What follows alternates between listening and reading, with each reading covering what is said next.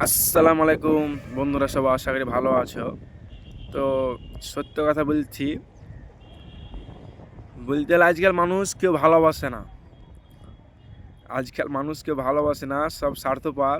যা দেখতে পাচ্ছি এই জীবনে, এই 24টা বছরে যতটা আমাকে মানুষ কষ্ট দিলে কোনোদিন ভুলতে পারবো না।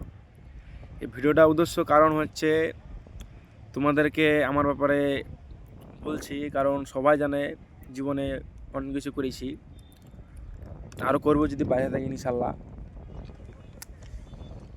তো এ 2-4 মাস মানে এই বছর খুব কষ্ট পেলাম, আমি খুব কষ্ট বুঝিয়ে বুঝাতে পারবো না। এতটা কষ্ট দিলে মানুষ আমাকে, নিজের মা বাপ হোক, নিজের আত্মীয় হোক, নিজের বংশের লোক হোক, পরিবার হোক,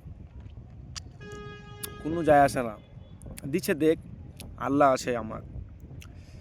তো ভিডিওটা ভালো করলাম, আমি সোশ্যাল মিডিয়াতে আপলোড করব। আর আমি ভিডিও অনেক দিন ধরে বানাই, ভাইরালের কোনো স্বপ্ন নাই, কি ভাইরাল হবো হ্যান ত্যান ওরকম কোনো আমার আশা নাই।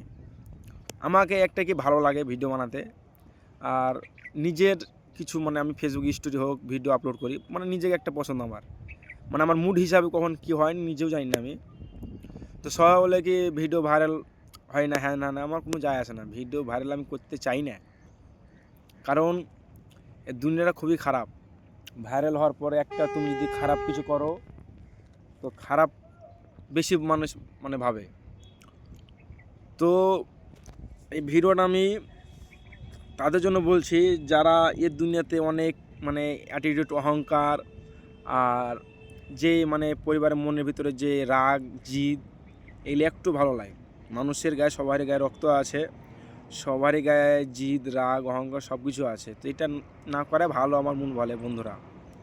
কারণ এই জীবনে কিছু নাই, কাল মরলে কি না আর দুদিন, কেউ মনে করবে না তুমি কে ছিলা, কীরকম ছিলা। একবার মরে দেখো, কেউ খোঁজ নিবে না।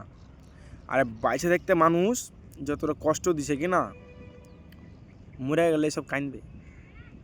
আর বাইসে দেখতে কেউ ভালোবাসবে না, ভালোবাসি না তো কেউ কাউকে।